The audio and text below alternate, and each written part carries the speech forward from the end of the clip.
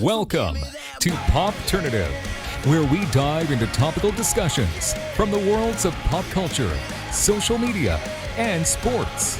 Here is your host, Peter Remoliotis, aka PD Beats. Hello and welcome to the Popternative podcast. This is the podcast and talk show where we have digital discussions from the worlds of TV, film, pop culture, social media, everything really, depending on the guest, talk about it all. As always, I'm your host, Peter Remoliotis, and social media, you know me as PD Beats. You'll recognize my guest from a horror film that is out right now to watch called Followed. We're with Sam Valentine. Sam, welcome to Popternative. Hi, thanks for having me. No problem. When did you kind of decide that acting and storytelling was something that you wanted to do? Man, since I was a kid, to be honest, I'm a middle child, so I'm like classically built to move to LA and be an actress. I started doing everything I could get my hands on as a kid. I did poem contests and plays in like the Cafe Gymnatorium because I grew up in really small little towns all over the Midwest. So the funding for the arts was not high. No, absolutely. And of course, we're talking about Followed, which is a horror film that is out during this crazy time. I mean, people were actually able to watch it in drive-through movie theaters, which is interesting. Yeah. The drive-in is, if you haven't been to one, you should check it out because it's super fun. Very like old school, but the timing of it all happening has been crazy weird. And so I'm to have success off to be sharing happy moments right now. But I think it's kind of almost what we need. Absolutely. And this is a horror film that it's interesting because it's a horror film that touches on like the social media influencer kind of like side of things. And I feel like there aren't that many movies that kind of touch on that, but you guys kind of created this scary found footage world that kind of shows us a little bit about the social media influencer life as well.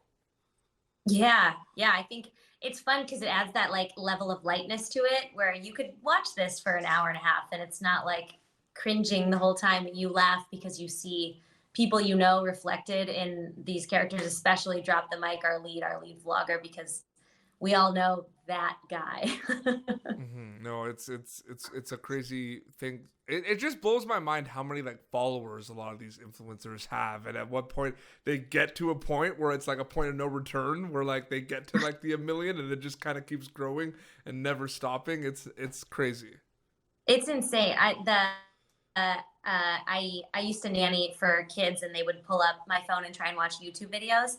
And the things they would watch and the amount of views that they had was just blew my mind. YouTube is also like very competitive because I feel like YouTube has become like the standard for like where videos are posted. Like I feel like TikTok is kind of giving them a little bit of a run, but like let's be honest, there's a lot of people that post TikTok videos and montages and clips on YouTube as well, right? So I feel like it all goes back to YouTube. And then everyone films their Instagram lives and puts them on YouTube. And like, I do a podcast and people ask me to film it and put it on YouTube. I was like, why? It's a podcast. Yeah, like so crazy. my show, like I obviously put the audio onlys get posted on like Spotify and Apple Podcasts, wherever you listen. But first of all, like I kind of wanted to do something that was a lot different than other people. So I made mine shorter. Like podcasts are usually like an hour long, I find. And like mine's like 15, 20 minutes to the point where like you could go and like listen to like 3 or 4 of mine in one sitting instead of listening to 1 hour episode. So I did that. But the video component is something I really want to do for a while because I feel like everyone's watching videos. So yeah, it's a little bit of an unorthodox kind of take on a podcast, but no, it's been really cool to see us grow as well and interview amazing people like yourself who are in these movies that are kind of showing that viralability, like how like desperate people also are to go viral. Like what would they do to get viral? You know what I mean? It's a certain personality type. You can tell it's a different vibe online. It is. So this is a film. It's a found footage film. It's a horror film. Talk a little bit about what people can expect with this film and your character in the movie as well. Yeah. So Followed I think it's the found footage movie that people who don't like found footage movies are gonna like. I think it is so digestible. I think it has moments of lightness. You're going to laugh a lot more than you think you are. And I was really lucky because I play a character called Danny, and she is the sound and one of the camera people in the crew. It's a super small crew. She's kind of one of the boys, which was really fun for me because I don't usually get to play those type of roles. I wore the comfiest clothes. I drank beer after work. I really got to like live in that because we all know the behind the camera crew usually has a completely different vibe than the in front of the camera. So I got to really absorb a lot of the people I've worked with before, and bring them to the character of the girl who is typically behind the scene. Yeah, found footage is an interesting thing. There's definitely a lot of films, and I remember when like I first saw the trailer for like Blair Witch when I was younger, Blair Witch Project. I kind of thought I wasn't sure like what it was, and like I didn't realize that it was like, because I was young, right? I was like 11 or 12 when I saw the trailer, and like I didn't realize that it was like fake. Like I saw, like I like you don't realize that it's actually like a fiction movie. You know what I mean? Right. I mean, thank God. I know, but I was talking your co-star Matthew Sullivan. I was talking to him about that too, and like he finds that that's an interesting genre because the found footage is like you said, it's a very particular like genre. But he said it too, like this is a film that's gonna kind of like make you like that genre of film. Yeah, and I think too, it's we're in a different time period than Blair Witch, right? So like our found footage doesn't have to necessarily look like bad film quality. I'm a huge fan of the horror genre. I love the horror genre. Now this film kind of like has elements that will scare you in what I call the traditional elements of there's some jump scares, there's some gore, it has a bunch of everything. But like I'm a big fan of like the movies that you don't need like the jump scares and like the gore to scare you. It's all like a psychological game. Like that's why I love the genre. I feel like there's so many movies like that are kind of deriving to that feel, you know what I mean? Of like uncomfortable interactions between people on screen where you're like, what is going on here? Like, what is he doing that for? You know what I mean? Yep. And I think it approaches a different type of audience too. I think along with horror fans, it can bring in fans who don't usually watch that type of movie because like gore is not my thing. I like can't, the Saw movies are like not, I can't handle it. But in a movie like this, where it does have some classic horror elements mixed in with some new age stuff, I feel like it broadens the audience quite a bit. You know, you want to hear something funny? I could do the gore in movies because like I know it's fake, right? Right. But like I'll see like if I see a lot of blood like in real life, like I'll have a tough time. Like I'll like become a bit queasy. Yeah, it's weird. Like but then I watch like some really gory horror films. And it's just like, you know what I mean? But I feel like it's because I know it's fake. You know what I mean?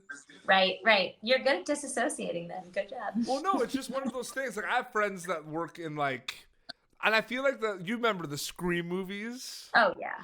They kind of like taught people like about horror films, if you think about it.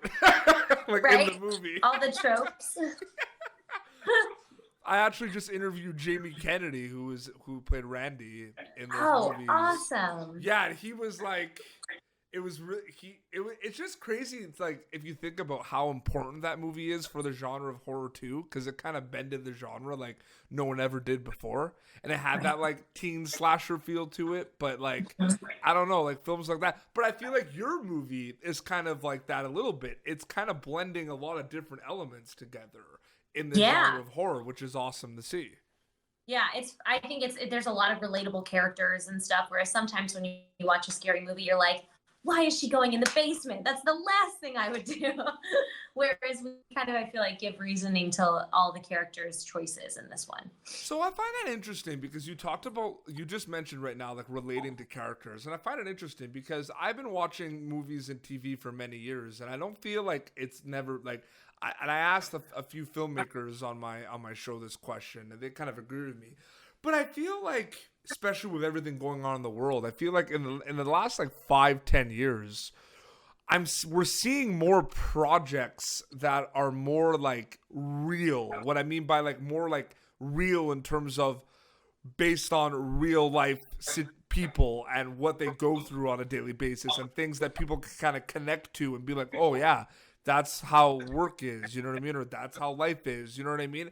And I feel like a lot of those projects are happening more now than they used to be, where people want you, they want you to relate to characters that can follow. Do you know what I mean by that a little bit?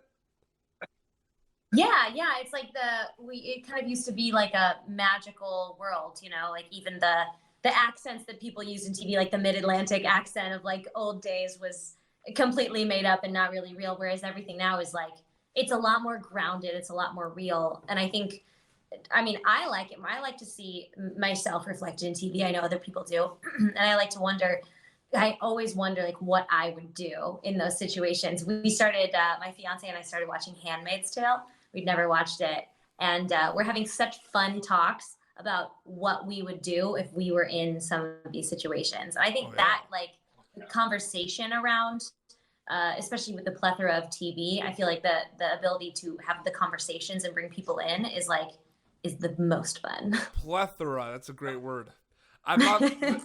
See, I use those big words too on my show sometimes. Like I'll use like abundance or like I like plethora. That's a good one. Points for Sam. That's good. It's good. I'm really happy we're able to have you on the show. So thank you so much for coming on the show. Yeah, happy to be here. And the film is genre bending. Like it's a horror film, but it's different. And I feel like those are the movies that we talk about a lot, or the movies that are different. Do you feel like, because this movie was also like, you guys shot this movie like 4 or 5 years ago too, right? Yeah, 4 years ago. Yeah. Do you think people realize that after they watch it? Do you think people? I hope not. I didn't really get the vibe that it was 4 or 5 years ago, but I do. It's funny. I was talking to Matthew about this though. Is like that influencer stuff on YouTube and the way it is in the film was definitely like 4 or 5 years ago. That was like when it first started, right? So yes, there's that aspect of it for sure. You know what's funny now is I think the only true difference is that Drop the Mic would have had to have managed like 5 different social media accounts. Like he would have had to have been posting on Instagram and doing Instagram stories and had to have been updating Twitter. And like, I feel like you're that would have been exposing it for being really like radical. 4 or 5 years old now because yeah. He doesn't have an Instagram. Yeah. And then TikTok comes into play. Hey, you know what's weird? Why? Like, I find it interesting. Have you noticed this? Because like, I find certain like, if you look at people that have all of them, like people that have like Twitter, Instagram, TikTok, even Facebook, but more like I'm talking more Twitter, Instagram, TikTok. Their followings on Instagram and TikTok are like way more insane than their following on Twitter. Like it's crazy. I guess it's like the different algorithms and everything. Yeah, I always feel like Twitter serves a different like purpose. I feel like every social media has like its like archetype. I feel like Twitter's like been based. For sure. So like on Twitter, and it's possibly because I have the blue check mark because of my work in sports writing, but like I have like, that's where I have like 15,000 followers. But then on Instagram, I have like 4,000. You know what I mean? And it's just like, it's a grind. It's tough. Yeah. Like it's difficult. It absolutely is. It's its own body of work. No, absolutely. Well, Sam, thank you so much for coming on Popternative. I really appreciate it. Yeah, it was nice to meet you. Thanks for dealing with my technical difficulties. No, absolutely. So Followed is like being played like in the drive-in theaters, but very soon I'm sure it will be available VOD, or is it available now on VOD? It's not yet. We did start playing in some hardtop theaters this past weekend. So continuing the drive-ins, those theaters that are now open that we're at, not.com, and request it, which is kind of cool that they set that all up. And then I'm sure it'll be video on demand probably soon. Very cool. And where can people follow you on social media? I'm just at Sam Valentine, and I also run at One Broke Actress if anybody is yes, because you also do a podcast as well. I do, yeah. One Broke Actress podcast. It's all about the day-to-day life of like an actual working actor. I bring guests on to talk about things they've learned and things they wish they knew, and it's the true 1 hour format. Oh, for sure. Well, no, thank you so much. Good luck with the podcast, and congrats on the film. It's really cool. I hope more people get to see it and enjoy it for sure.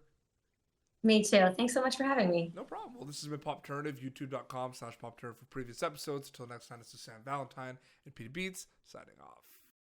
Thank you for tuning in to Popternative. Make sure to check out our past episodes of Popternative on YouTube.